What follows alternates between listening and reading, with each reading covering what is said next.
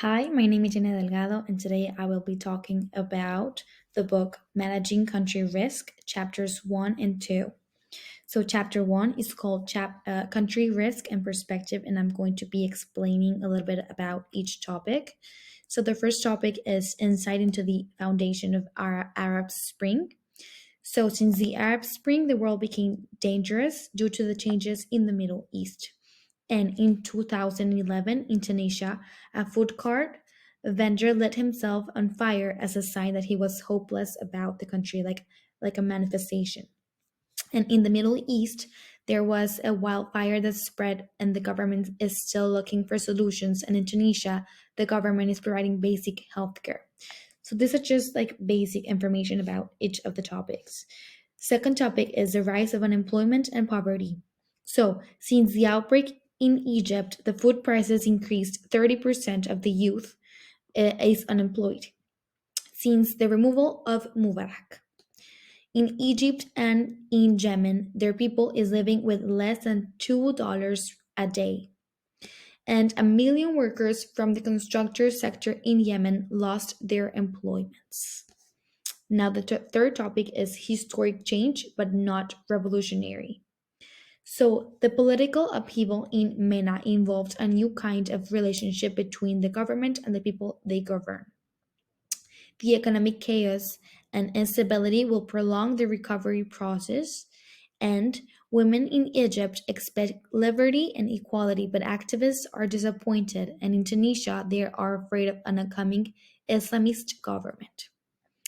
Finally, US credibility in the Arab world. So the US's influence is in the region has been weakened as a result of the Arab Spring that I talked about in the first point. Egypt's military led government has shown signs of independence from US foreign policy. And the average citizen in Tunisia, Egypt, Syria, and Yemen may have been better off without the Arab Spring, as it resulted in violent repression, economic chaos, and a less physically secure environment. So, we don't like the Arab Spring, right?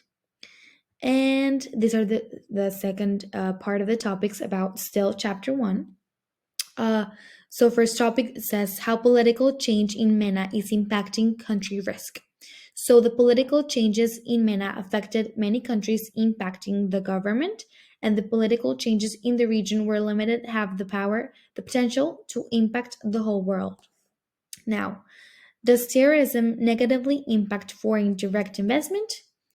Well, foreign investor behavior is difficult to predict and depends on various factors.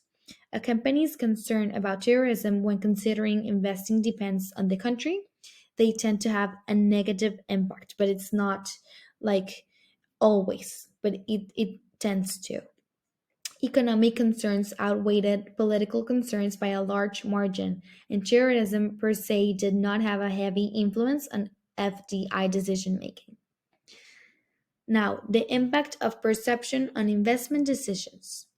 Perceptions of terrorism risk can influence investment decisions, but investors may distinguish between perceptions of terrorism threat and actual acts of terrorism.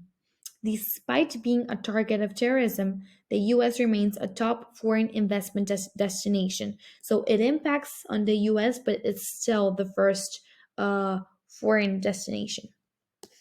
Now, the new normal. In the new normal, investment and trade flows return to the original patterns. Meanwhile, the economy is stable. In order to make business at an international level, the rules were changed during the financial crisis of 2008, and those are the rules that must be still followed. And another fact is that developing countries grew about 6 to 8%, and North American and Europe countries 1 to 3%. And that was all it for chapter 1. Now let's move on to chapter 2, which is called Foundations of Country Risk Management.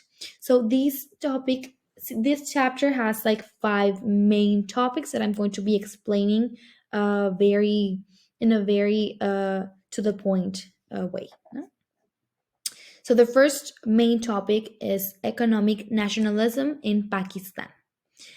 The government of Pakistan threatened to cancel a 3 billion minimum a project led by a Canadian and Chilean investors in 2010, which would have brought in significant revenue due to the concerns about national interests and unfavorable terms.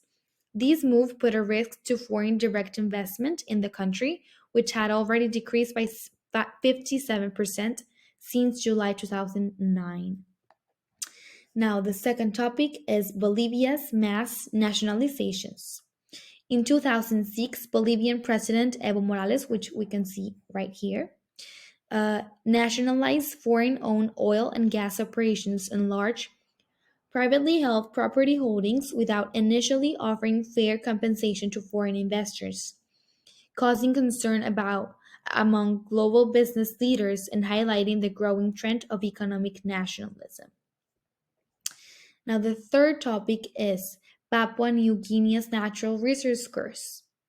So, this topic talks about a natural gas project in Papua New Guinea that was approved, which represented a vote of confidence in their business environment for foreign investment. So, that was a good thing.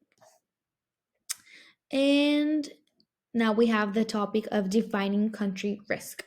So, here I make a comparison which says two key distinctions must be made between types of political risk. So we're going to define the two types of country risk, which are government risks and instability risks. So government risk arise from the actions of a governmental authority, while instability risk arise from political power struggles. And finally, uh, we have right here the boardroom vacuum. So, a multinational corporation invested in a Middle Eastern country but faced costly legal limbo, which had far reaching and potentially damaging implications for the company's brand and reputation. So, like in conclusion of this topic, boards of directors should select board members with relevant experience and knowledge. And that's it. That's like a very small summary of the chapters 1 and 2 of the managing country risk, and this is how my concept